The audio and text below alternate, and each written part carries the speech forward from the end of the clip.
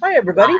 Welcome back to Elaine's Extreme Paranormal channel. I'm Elaine Matthews, and our very special guest tonight is none other than Pamela Sergeant Lawrence.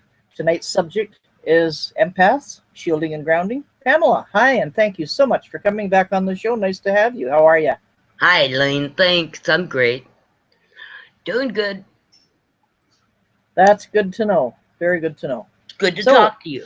Thank you, and it's good to talk to you again. I know we're doing a repeat show today because our first show did not take. We had some technical problems. I don't know if it was ionosphere affecting things or what, but anyway, we're going to try it again and just see if we can get all of this sorted out.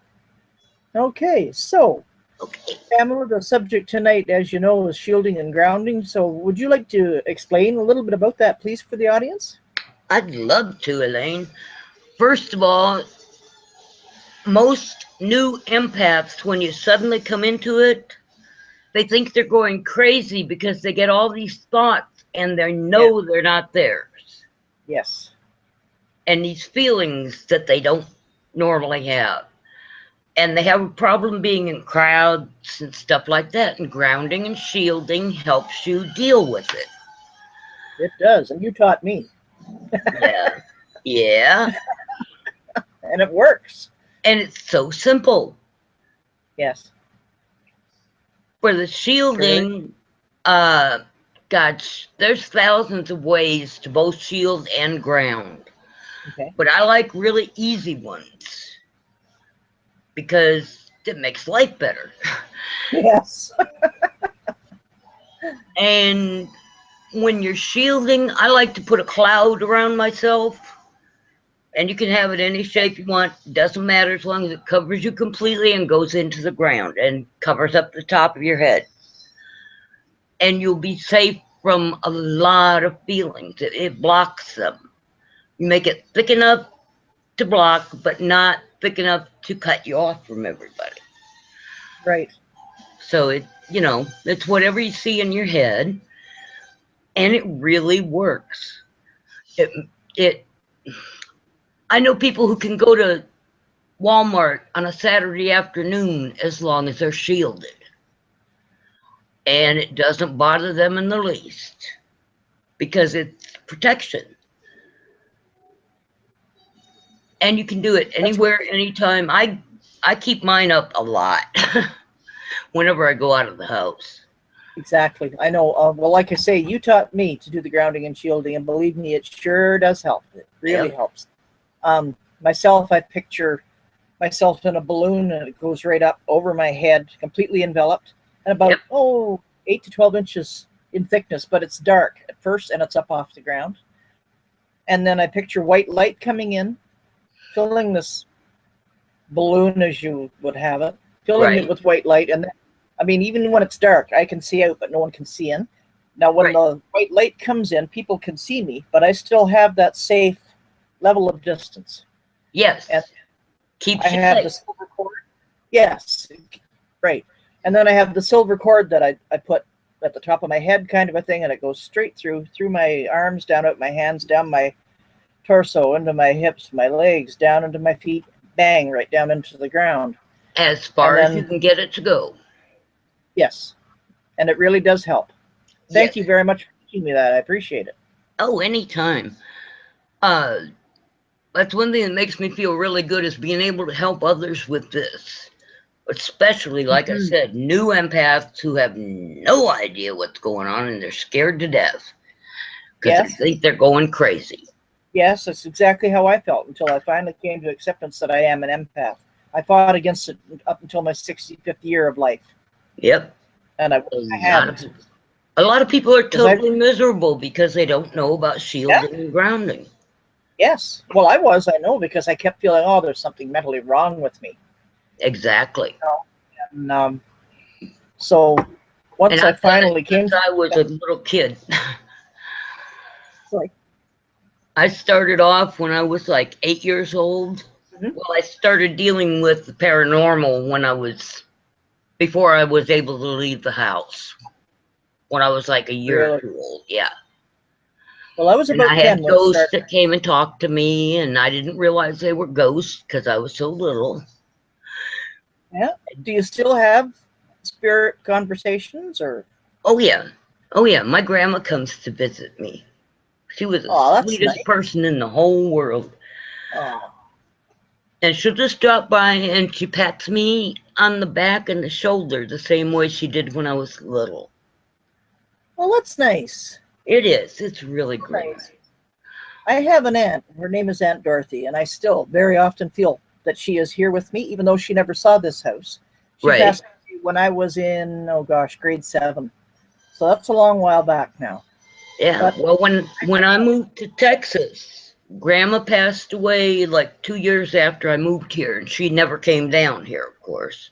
right. But she comes to visit me now in the house. We've lived here over 30 years, and it's nice and safe. It's protected too, because you can shield your home just like you can yourself.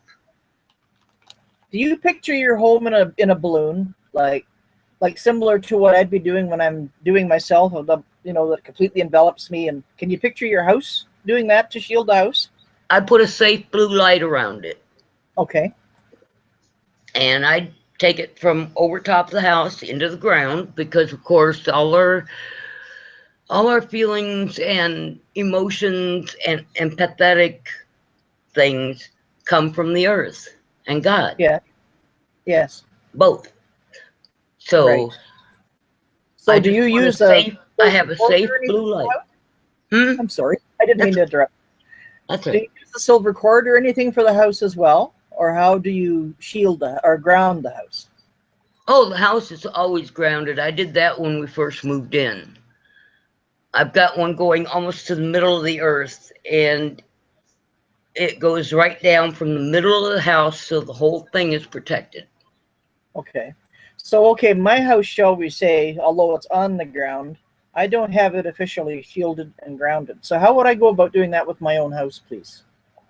Well, I just shut my eyes, like I said, and I use a blue light because that's what I was taught. Because it's safe. Yes. And it veers people away, just like the shielding does when you're walking through a crowd. Okay. People don't know why, but they won't bump into you. Right. And it's the same thing. It keeps evil away from the house. Amen. That's what we And need. it's just a neon blue light, like I said, above the house, down into the ground. Just like the silver cord. So you need only the blue light then? You don't require the silver cord or anything, just the blue light around your house to shield and protect it? Well, I put the blue light down into the ground as well. Almost like your balloon, but not surrounding the house completely.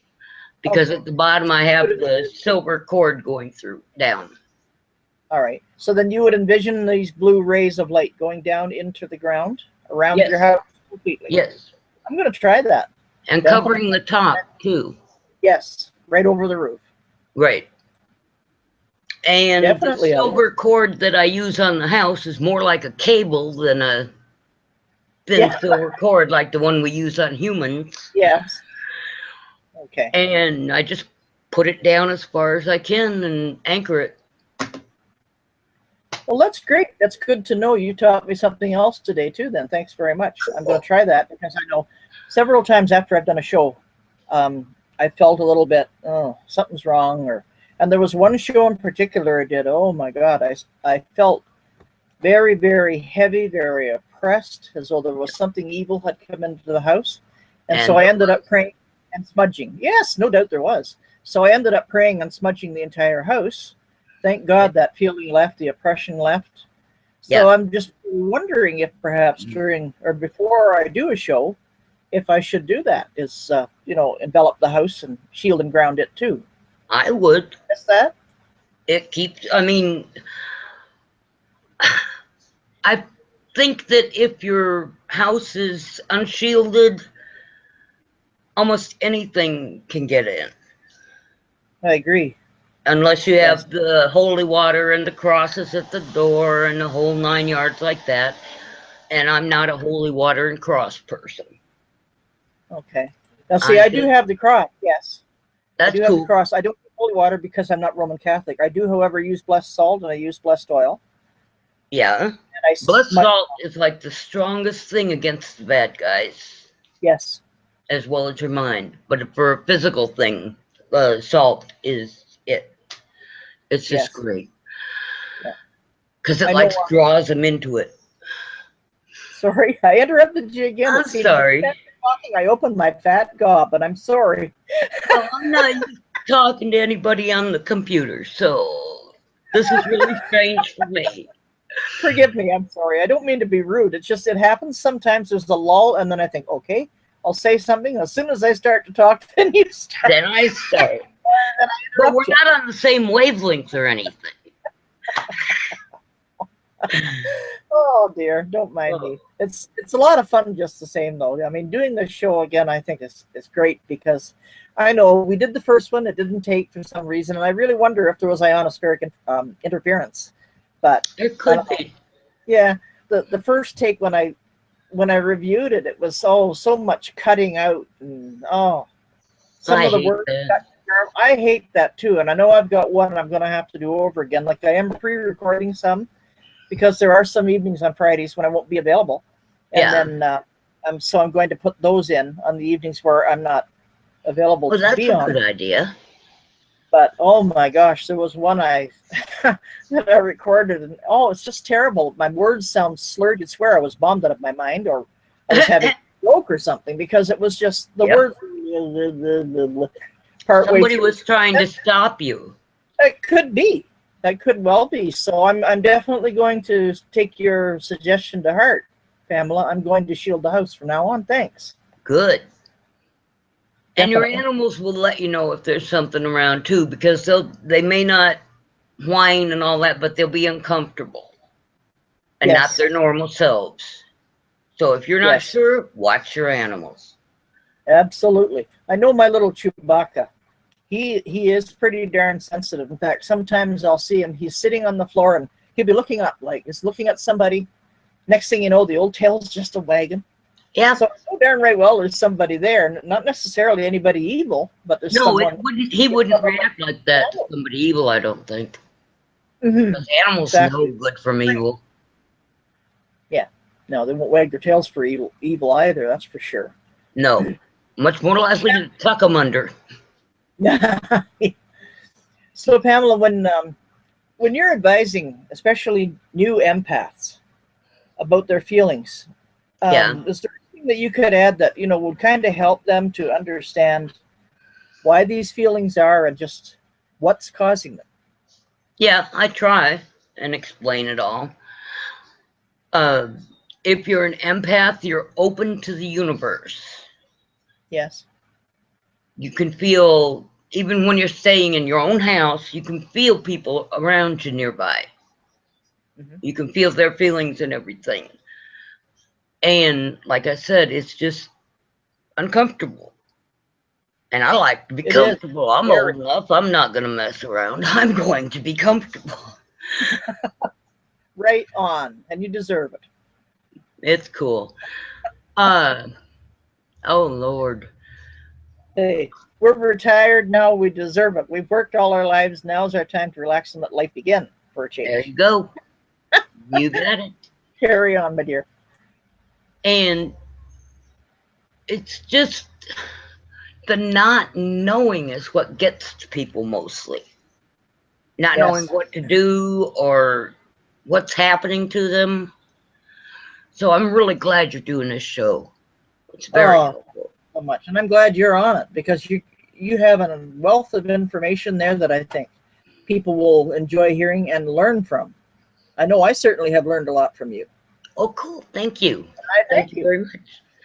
Oh, well, I've done this since I was a little kid, so. Yeah.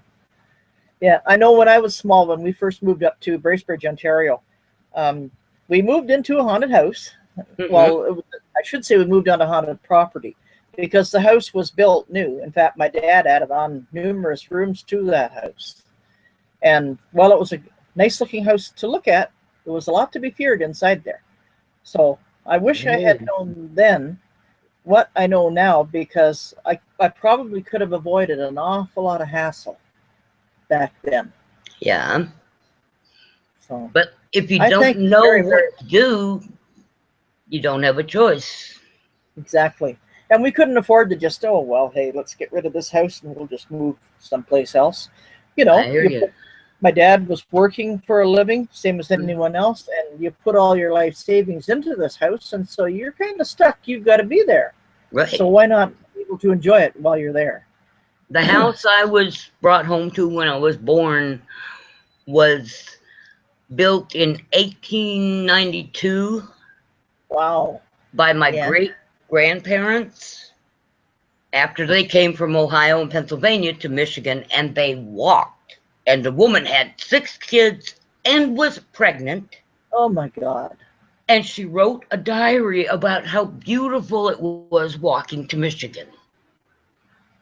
The woman was obviously crazed, and that's where I get it from. Hang on. Excuse me. I'm very sorry, but my sound has gone, and I think I'm going to have to put on the headset. Will you bear with me, please? Sure. Just carry on and keep on talking. I'm going to get the headset, and I'll be right back. Thanks. Well, I thought that these older people that I saw in the house were regular people like my family, because I didn't know any better when I was a baby or a little kid. You know, you just accept more things that way. But as I got older and other people couldn't see the people I was talking to, oh, my mom about had a nervous breakdown because she didn't believe in anything like that. And she and Daddy both had empathy too. My mother always knew where we were, us girls, my sisters and I. That's good. And could call somebody near where we were and ask them to tell us to come home. And she didn't think that was weird at all. Right. And well, Daddy, can you believe it? Can you believe it? I have gone looking for the headset. It's nowhere to be found. Of course not. It's hiding. But anyway, the sound is back on the speakers, so I'm hoping if I answer you stupidly, forgive me. If my sound goes out all of a sudden. Not a problem. Got to be a hitch somewhere, Pamela. There's got to be. Hey, if this doesn't work, we can always try it the third time. That usually works. Well, I'm sure it'll work. It's just one of those quirks that we have to put up with, you know, the joys of being on the air. Let me ask you a thing. Do you burn light bulbs out easily? Do your light bulbs burn out quickly? No? No. That's cool. I used to, but I don't anymore. Yeah. That's when your emotions are really high and you'll do things. I mean, like the TV will turn on or the radio will turn on. Okay. And this really freaks people out. And I know. One time I was in the craft room in the back of the house here. And, I was going through some material and stuff. And bang, all of a sudden the VCR recorder came on its own. And I looked at it and I said, oh, hello. So Ebenezer, that's the name I've given my ghost. I'm still unsure who this is. But I say, oh, Ebenezer, what is it? Would you like to watch a video? So I put the thingamadooey on. Video would work. Yep. And to this day, electronic things. I'm sorry? Electricity kind of breaks up when it's around us. Yeah. And it does really strange things. And that's another thing that scares people, is they don't know what's going on. True. And back when we were kids, nobody talked about it. Oh, no. It was a forbidden subject. Yeah, you betcha. If you were heard talking about it, you were considered to be certifiable. Yep. And I had almost no friends in the little farming town we lived in, because I would ask people if they had, did their grandpa and grandma come and see them like mine did? And they knew my grandma and grandpa were dead. Yes, I can imagine the responses that you must have got. Yeah, I know. When I was a kid growing up, I had very few friends too. I always felt like, I don't know, they were away from me. They didn't want to have too much to do with me. Exactly. And I didn't understand why. I hadn't done anything against them. No. I just felt so darn misunderstood and rejected. And they felt uncomfortable around you. Yes, I think so. Because they could probably feel your mind a little bit, and they didn't know what it was. That could be. But see, I could feel theirs too, and yet I Yeah. couldn't figure out why I was feeling that way. What was causing it? Was I crazy or what? And Exactly. it kind of got to the point where I just kind of shut down. I kept quiet. I didn't want to say too much. Yep. Because I didn't want to alienate anybody else. People either go that way or they become extroverts. Yes. And just ignore other people and do what they want, and very loudly, because they will get attention. Mm-hmm. Oh, for sure. Well, see, I wasn't out looking for attention. I was more or less trying to keep away from it because Right. I felt so darn strange that, oh, what's going on? What's causing it? I was really lucky. We Well, moved when I'm sorry. I'm sorry. We moved to Arizona when I was 9. Uh-huh. And I met a lovely woman. She was a grown woman, our neighbor. She was an older lady. And she taught me all these things Okay. that I You're needed to passing them do. down now yourself. Hmm? And you're passing that information down now yourself? That's my job. Well, bless your heart. That You're doing a makes me very good feel job. good. Yeah. Helping other people, it does make you feel good. Yep. Especially children. Because they think they're the only ones that feel these things. And if you can talk openly to a child about it, you'd be amazed how understanding they can be. Yes, because they don't seem to have the fear that the adults do. Exactly. And, like same with going on a paranormal investigation. If we know there's a child involved or a child is being targeted, we'll go there as soon as possible because we want that hassle for the child to be calmed down. I hear you. See what you're saying. Keep them safe. Because they can be taken over a lot easier than adults. Oh, for sure. And I know one thing that really bothers me is, especially in the case of all of a sudden, you know, these little invisible friends. Yeah. Do you want to be my friend? Will you play with me? And all this other stuff. And then, of course, the child looking for a friend says yes. Well, there's an open invitation. And some of the time, not all of the time, fortunately, but some of the time it turns out to be a demonic type of an entity that this child is dealing with. And you certainly don't want to do that. Or it can be a ghost with a warped sense of humor and trying to see how much they can make a kid do. Right. You know. Or the child can be... before anybody around them notices. Right. Or the child can be influenced to do something that's against their normal grain, and then the ghost can see just how much trouble that poor kid can get into. So I can imagine. Enjoy it. Yes. They get energy from it. Yes. Absolutely. Yep. So when I don't have any children of my own, but I have my nieces and nephews that I lived with and took care of, and when they were real little, I started in with them, you know. Don't feel bad if this happens. It's okay. It's perfectly normal for us because we feel things that are around us that other people can't see. Yes. I wish I'd have known that so many years ago, you know. Oh, tell me about it. Oh, I so much regret all those years that I spent fighting against it and feeling abnormal, and in all reality, I wasn't, you know. Yep. Oh, if I had been lucky enough, if I hadn't been lucky enough to move when I was a child to a place where I met this lady, I would probably be in a nut house. Yeah.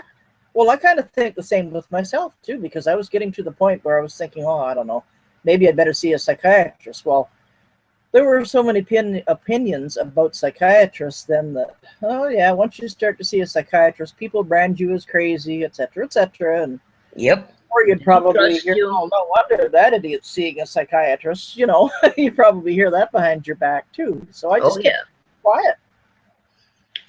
I'm so glad it's so much more open nowadays. Yes, for sure. Very much more. Yeah, I go to 3 or 4 websites, you know, for empaths. And every once in a while, there'll be a mom come on there and she'll say, I don't know what to do with my child. This is happening, that's happening. And I can't see anything going on. And I'm like, okay, the child is more empathetic and you children are more open. They don't know how to close themselves off until they're older. Yes. So you've got to keep them safe and put the safety around them for them. Exactly. See, when I was a child, I had those feelings and everything, but I didn't know at the time how to close anything off. So as it turned out, I just ended up bottling everything inside of me, which was not a good thing because it ended up in a nervous breakdown. And, you know, it's just not good. I know. Wish I had known this information so many years ago. It would have made life so much simpler. Well, they couldn't even talk about women being pregnant. I reckon they couldn't talk about anything more exciting than that. Mm-hmm. It was just terrible. Okay. So, Pamela, do you find that you're still teaching an awful lot of people now, or has it started to dwindle a little bit? Well, I've been taking some time off because physically I'm having fun because I'm older. And I didn't take care of myself because I was too busy having fun. Yeah. But so, anytime I get a chance, mm-hmm. It makes me feel wonderful to help someone. Oh, no doubt. I know when we go on an investigation, it's the same feeling. I mean, you feel you're really helping somebody, and you're also helping the spirit that could be having a problem. Maybe they're earthbound and they can't get away, or there's all kinds of things. And you also help yourself in the long run, I feel. Yep. And if you make sure that your family is protected, especially the kids, you won't have as many problems around the house, you know, like creaking doors and noises that nobody makes and things like that. Because most kids act as the catalyst, even though they don't realize it. Exactly. Yes, and probably when I was a kid growing up in that haunted house, maybe I was the catalyst too, because I was the youngest of 3. Oh, so you were then. It's quite possible that I was and didn't realize it. The youngest of the family usually gets more of this than the older ones. Okay. At least that's been my experience because my sisters are like 9 and 10 years older than me. Okay. So I was the only little one in the house. Right. And the spirits are just absolutely drawn to very small people. Mm-hmm.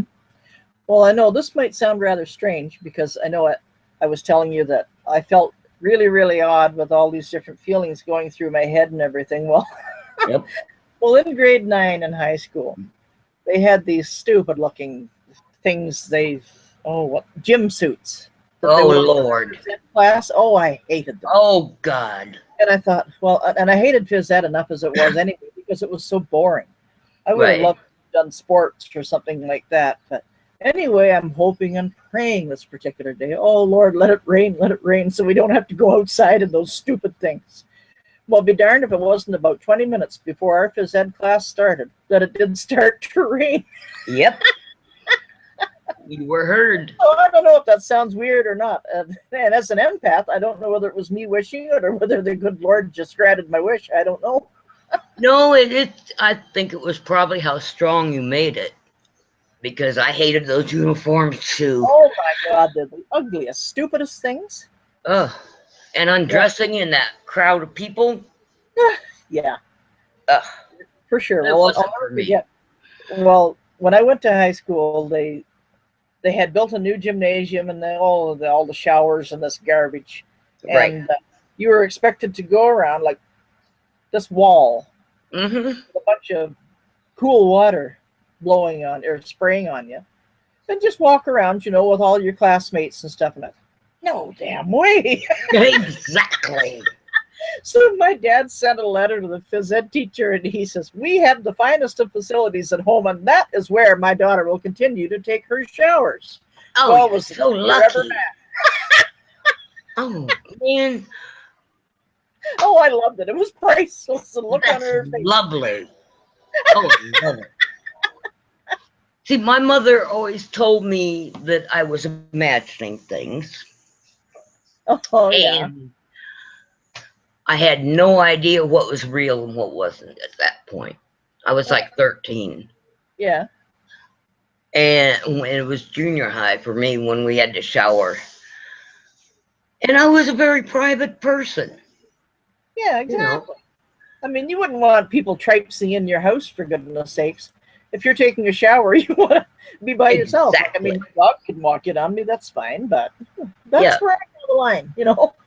Well, now that I know about the shielding and grounding, I could very easily have handled it back then had I known. But I didn't know about all of it. Yeah, see, neither Until I did got I. older. Yeah, neither did I. I like the way the spirits just kind of send you into a crowd without telling you about shielding and grounding. You know, they just let you go through this stuff because you have to learn.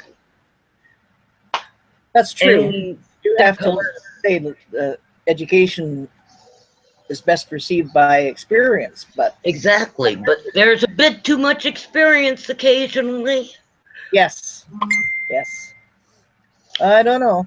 And I really hated that. But I lived, I learned. I was always an outside child. So I would be running barefoot across the ground and I'd feel better. I love going barefoot too. You could feel more things around, I mean, more connected. That's for sure. I know one time I connected to something that I wasn't too fond of. I had to go in and have a shower, but you know what? You know, when the neighborhood dogs drop truffles on the lawn, well, I connected to one of those, and it was kind of a mess. But when we lived in Arizona, I was playing one time, and I swear to you, somebody pushed me, and there was nobody around me but the cactus garden, and I sat on a cactus. Oh, that's smart. Yeah, I stood up on the school bus going to school, and the nurse helped me out. But oh, that's miserable. Well, it's funny now. That's one cool thing about being older. Yes, at least now you can laugh at some things that you wouldn't have been able to laugh at before, and that makes a difference. So. Yeah, exactly. So, and it turned. I'm sorry, carry on. No, that's okay. I'm trying to get my thoughts straight, and it's not working. Oh, dear. Blame it on the heat, and it's Friday. I hear you. No, but they're such simple things when you learn them and you do them constantly. And it definitely will make you feel better and keep you safer. The shielding and grounding, both. Yeah, for sure. Because you're like protected from above, below, everywhere. Exactly. Like I know, okay, being in crowds doesn't bother me too much because I've been used to public speaking all my life, and that's good. When I taught literacy, I was used to being around different people. Yeah. And so that doesn't bother me so much. But if I get into a crowd where it's an awful lot of people just crowding right in and you don't have any space to really walk, that's when it really gets me. Yeah, that's what I say. I can't go to Walmart on a Saturday afternoon. There's way too many people. Yeah. I'd love to go into Walmart sometime with a camera. You know, you see these different, what was it they called this one particular film? I forget, Misfits at Walmart or something. Oh, something like that, yes. Were dressed, dear God in heaven. It was Halloween every day of the week from the look of it. I have never forgotten the picture I saw, and she was an older lady, like we are, maybe older, and she had on a pair of men's boxer shorts pulled up over her breasts, and that's all she had on, besides shoes. Wasn't that something? Wouldn't you just love to see that? Oh, dear God. I know there was one I saw, and first you saw it from the rear, okay? Oh, yeah. And it was like a dress and these patterned stockings and stuff. And I thought, oh, what a way to dress. We'll be darned if the person didn't turn around. It was a man, complete with a beard and a mustache. He had a long blonde wig on. Oh, good grief. He wanted to feel pretty. Yeah. Maybe he was a woman in his previous life. And maybe the lady I saw was just totally nuts, or she had experiences that she couldn't handle. Yeah, that could well be. It's hard to say. People are funny anyway. Oh, yeah. Yeah. Well, then there was another one that I saw, too, where, you know, when you get into your housewares department and stuff, well, They had Yeah. this toilet sitting on a like a pedestal kind of a thing. Right. And it was advertised as some special kind of a toilet or something. And on one of these videos that they had for Walmart, here was somebody come along, dropped their drawers, and did their business on this toilet that Oh was my up on the God. pedestal. Now that's something else. Doesn't it make you wonder how they get along every day? Yes. Yes. It makes me wonder too how they manage to stay out of the institutions. Exactly. I mean, my goodness gracious, that's really something else. I'll tell you what, the shielding and grounding really came in handy when my husband had a stroke. I can imagine it would. He spent almost a month in the hospital. Mhm. And you want to talk about feelings that you can't deal with? Right. There were a lot of injured children in that hospital on the first floor. My husband was on the third floor. Mm-hmm. And hospitals and prisons and schools all have the same feeling for me. Okay. That's why I learned to protect myself so well. Right. Because it's like other people are looking into your mind. Right. Not And then liking an awful lot of people, yeah, an awful lot of people have told me, oh, you're an empath, so you could read everybody's mind. But that's not necessarily the case. And some people think that we're just purposely trying to read their mind, which isn't the case either. No, It's just that we happen to pick up on their thought waves. Sorry. I'm sorry, carry on. No, it's whatever they're projecting. Yes. Yeah. That you feel. Sure. Whether it's good or bad. Yeah. I know you know Marie. She and I paired up together as investigators with Freelance Paranormal. Oh, cool. And so she and I were in a store in Huntsville one day, and all of a sudden this lady came along and she said, she looked over at me and she says, "You have the eyes of an owl." Mm. And I looked and I said, "Excuse me? Pardon?" And she says, "You have the eyes of an owl." And then she looked at Marie and she had the eyes, I believe, of a fairy, or I'm not 100% sure what she said. I can't recall the whole conversation. Yeah. But she looked back at me again and she said, "You're pretty keen. You don't miss a trick, do you?" And she started giving me a reading of, different things that I was doing and different things that Marie was doing and feeling and that. So Cool. that was kind of interesting. She was very open. That's great. I think so, yeah. Well, I mean, we were talking like we had known each other for years and we just met in the store by chance. Yeah. I had an experience one time that really freaked me out. I was in my early 20s and I was married to an alcoholic country singer because I was madly in love with him. Oh, yes. Yeah, and he liked young women. He was 17 years older than me. And I just went blank. Oh, I woke up early one Sunday morning. We always went out Friday and Saturday nights because his band would play at bars. Uh-huh. And I woke up at like 7 o'clock the Sunday morning after getting to bed around 4. And I had to get up and get dressed and go to this church and sit there and listen to the sermon. And this woman came in and sat down. There were lots of empty spaces, and she sat down right next to me. Uh-huh. And all of a sudden it came into my head that I had to talk to her. And this has happened to me several times. I've been drawn to strangers and I have to tell them stuff. Mm-hmm. And I told her, I said, I have a message for you. Don't be afraid. He's going to be okay. And I don't know who it was about or what was it, it could have been her son, her husband, Right. relative, friend, whatever. But I kept going to that church for a while. It was really nice.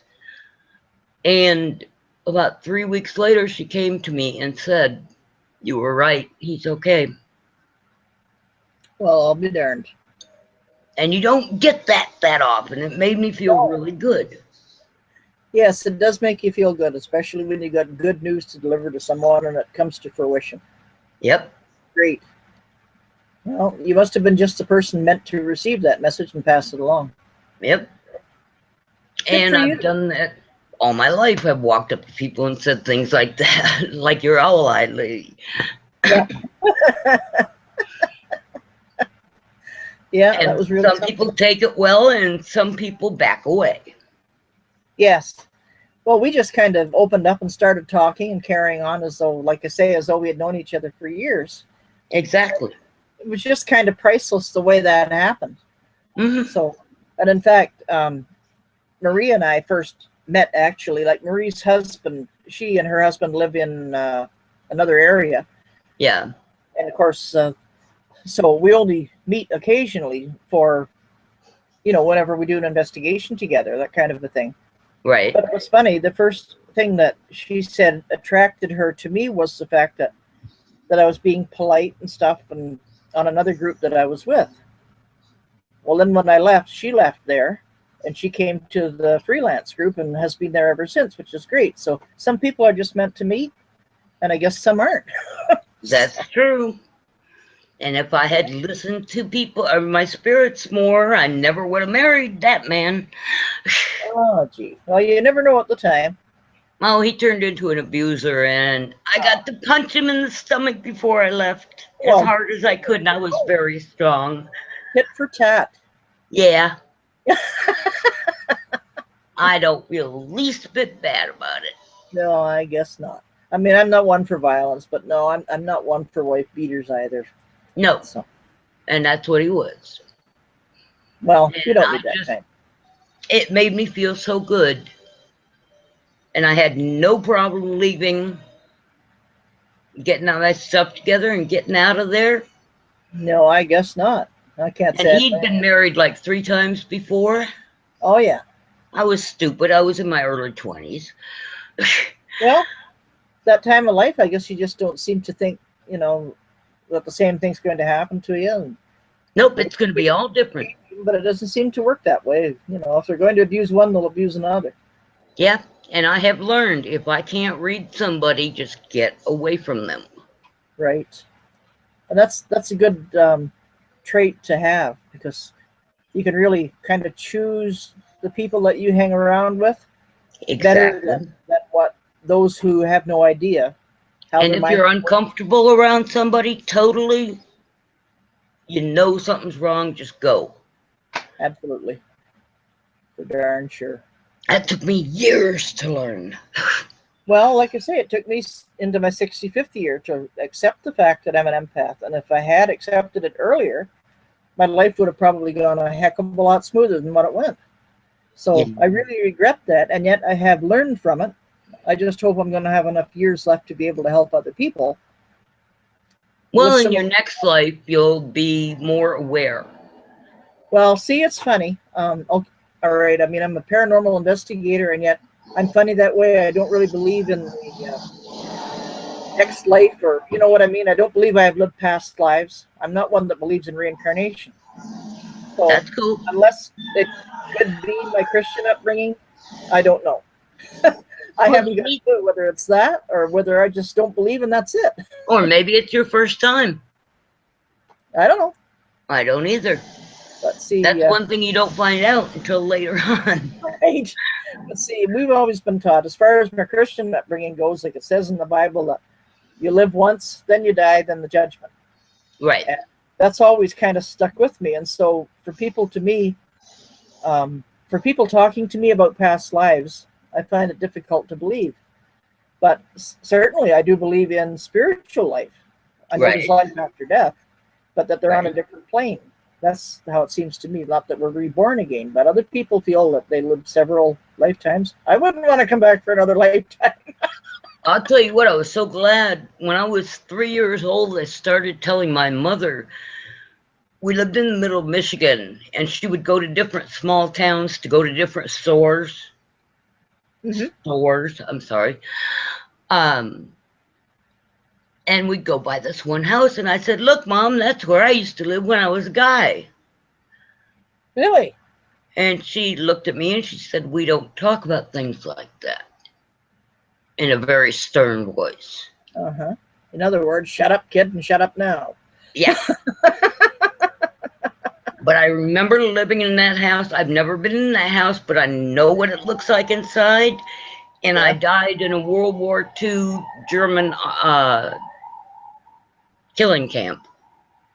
Really? I can't see the One right of the word. extermination camps. Yeah. Oh. And I was like 18 or 19 boy, when I died. Well, I was a young man who joined the army, went across to Europe, and was right in the middle of things. And I had memories of that from the time I was 3 years old on. Right. Oh boy. So, That's really something. it was scary at first. I can imagine it would be. Well, anyway, Pamela, I see our time's running on. So I guess I'm sorry. that's quite all right. I'm so I love delighted talking to you. Oh, I do too. It's really nice. Yeah. I think maybe if we sign off for now, and maybe we can have another program again some other time, if that's okay with you. That would be great. All righty. Thank you so much. Anytime. I enjoy sharing. Thanks very much. You take care. Thank you so much. Thank you. You too, Pamela. Thank you. Thank you so much, ladies and gentlemen, for joining our show today, and we hope you enjoyed it. Please give us a like if you will, and recommend the show to some other people. Thank you so much. Take care, everyone. God bless.